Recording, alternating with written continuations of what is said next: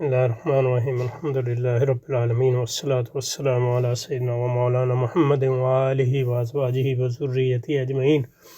Allahumma arina al-haqqa haqqan warzuqna ittiba'a wa arina al-batila batila warzuqna ijtinaba. Allahumma rabbana zidna ilman wa hilman wa ikhlasan wa karaman wa amala ya Rabbil Alameen. Sallallahu ta'ala ala khair khalki Muhammadin wa alihi wa azwajihi wa zurriyati ajma'in. Okay. So we are continuing our reading of Hallaq, inshallah. So, however, beginning in the 19th century and at the hands of colonialist Europe, the socio-economic and political system regulated by Sharia was structurally dismantled. And we look at a few ways in which this was done specifically, which is to say that Sharia was eviscerated. Sharia wasn't eviscerated, its rule was eviscerated. Reduced to providing no more than raw materials for the legislation of personal status. Okay, that's my mistake. Reduced to providing no more than raw material for the legislation of personal status by the modern state. I think we should say something here. The rule of Allah subhanahu wa ta'ala's commandments was, as far as the state is concerned, Sharia no longer remain the sovereign there. But that doesn't mean that in personal social level that was the case as well. Obviously, in societies where state is very important, in the long run, without an Islamic state, we are going to, and in the face of non-Islamic state and its dominance, personal rule of Sharia and its social rule is going to be, in the long run, restricted as well.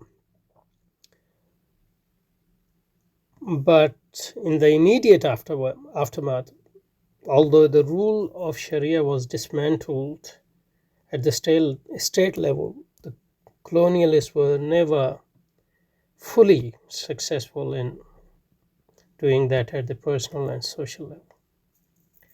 And that was the great achievement of Muslim scholars and Muslim Islamic social institutions, educational institution, to keep, at least at the minimal level, the sovereignty of Islam at the personal and social level. Even though, on solely on the basis of this defensive strategy, it is a lose. In the long run, it is a lost battle, but it was one of the miracles of Islam and one of the great achievements of Muslim scholars that they preserved Islam at the personal and social level, and also at the level of at the theoretical level. The theoretical compromises were minimal. So this contrasts with other religions like Hinduism or Christianity and Judaism, which basically were overcome by modernity and reshaped by it. But modernity has never been successful in reshaping Islam or penetrating Islam to that level. So this is a great achievement of Islamic scholarship.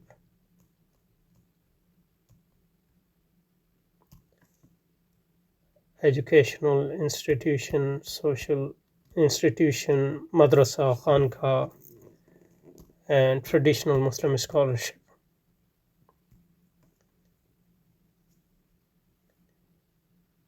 The only critique we have in this regard is that this strategy on its own cannot be maintained for too long without having an effective strategy to re-establish the Islamic State.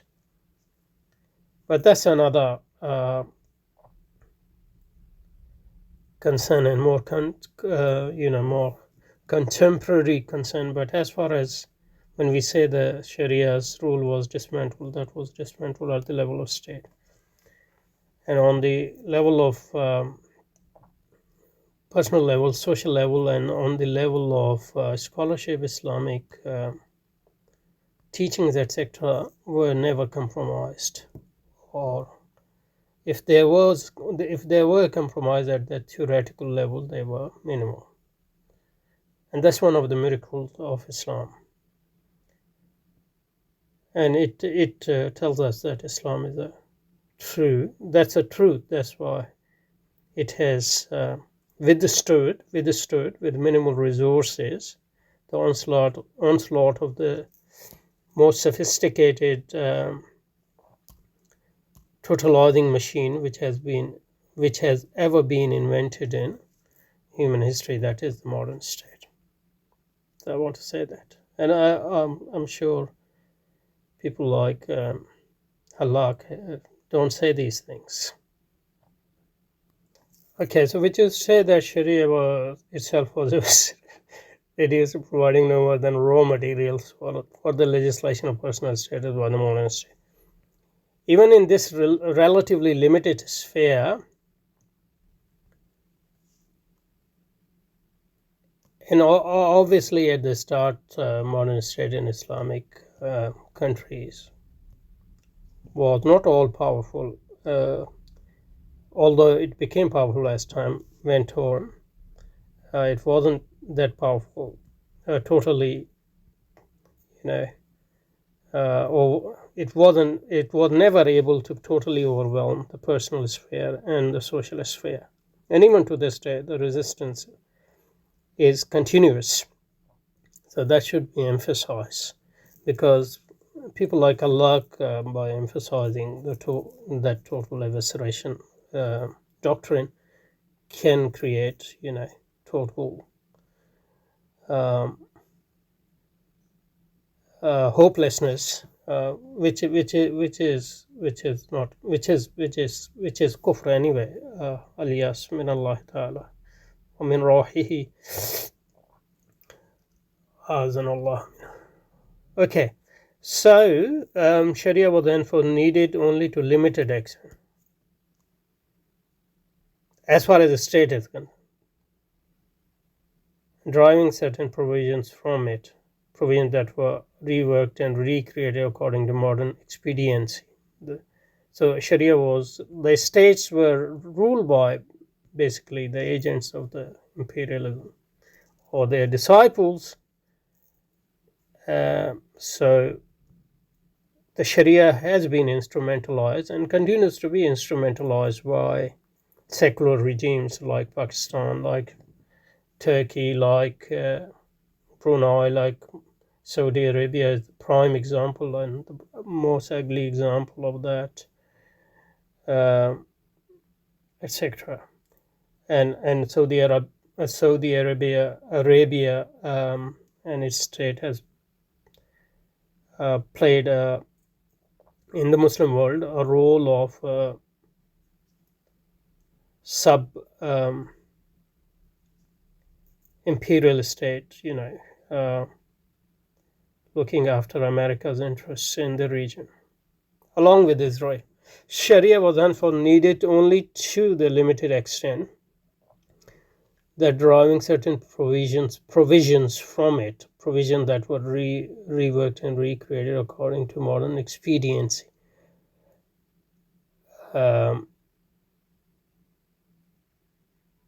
Putting from it legitimize the state's legislative ventures. So Sharia was used, instrumentalized for legitimation, justification. Instrumentalized. Another example of instrumentalization of Sharia was the Hallaq, and also by Bhutto, for example, in Pakistan. It's not just the Hallaq, it's just Hallaq who instrumentalized. Secular, liberal, socialist in Muslim world always blame people with more, personal Islamic leanings as instrumentalizing Sharia, but they themselves always instrumentalize Sharia. But I think that their opponents shouldn't. But what we say is none of them should. Okay, let's see. And even in this relatively limited sphere, the Sharia loses autonomy and social agency in favor of modern state. Now, state is not something unique in human history, state, but modern state is something unique.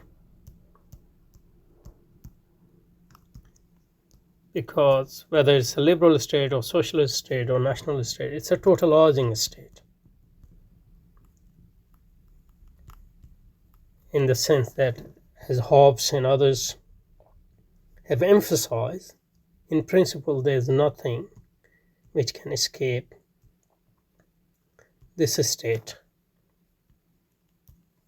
Not just practically, practically obviously state can be stronger or weaker, but theoretically at the level of idea or at the level of ideal or at the level of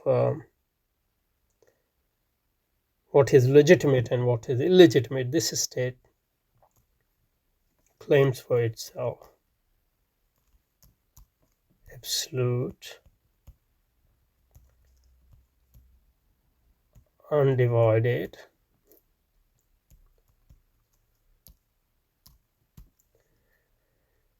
unlimited, and continuous authority and sovereignty. And that is true of liberal state, nationalist state, socialist state. The difference between liberal and socialist and nationalist state is not at this level of conception or at the level of justification or at the level of the essence of that state, but at the level of how this ideal is actually practically operationalized. For example, liberals believe that although a state's authority is absolute and unlimited, etc., in practice, in a state, to rule too much is not to rule at all. So that's more like the question of the technology of government or the expediency of the government, not the question of the nature of the state. On the nature of state, I don't think liberalism, nationalism, and socialism are much different in that sense. So this is state. And obviously there are exceptions at the practical level, though, but they are always exceptions. And there are freedoms, obviously, depending on the ideology, but those freedoms are freedom given by the state and within its ambit and within its writ and those freedoms and the space is created by and ultimately governed by that state. So there's no freedom against that state which it hasn't given itself, and it can take those freedom at any time it sees itself threatened or its rule threatened. That's very clear in all. So in that sense, state and Sharia is a modern state, not a state, and that's one of the slide. One of the, and this is one of Hallaq's sleight of hand that he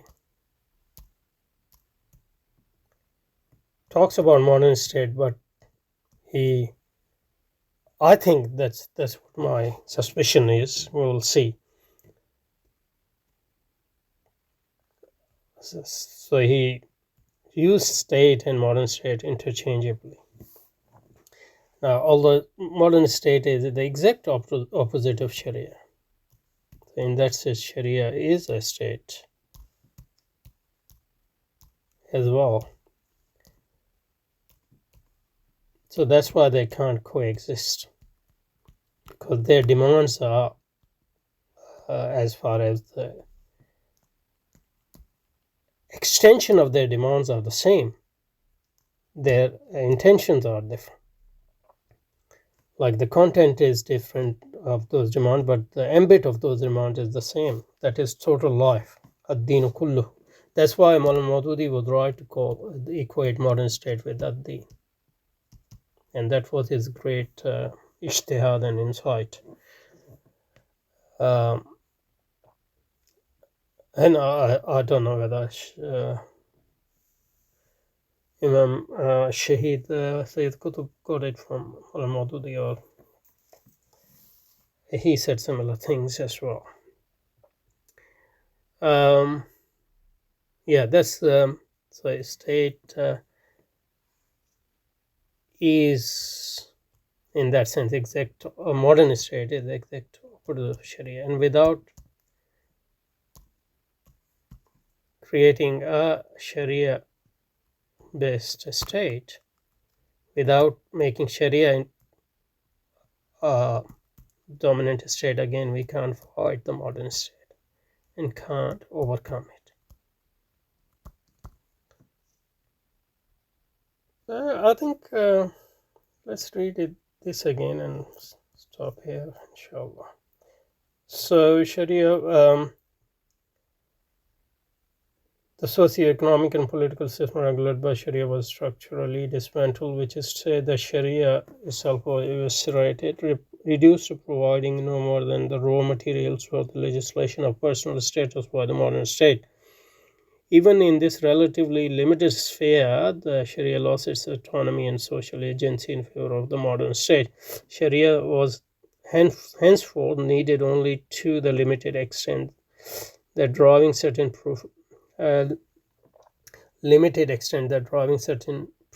provisions from it legitimize the state's legislative ventures. The modern state's legislative ventures. Okay, so we'll start from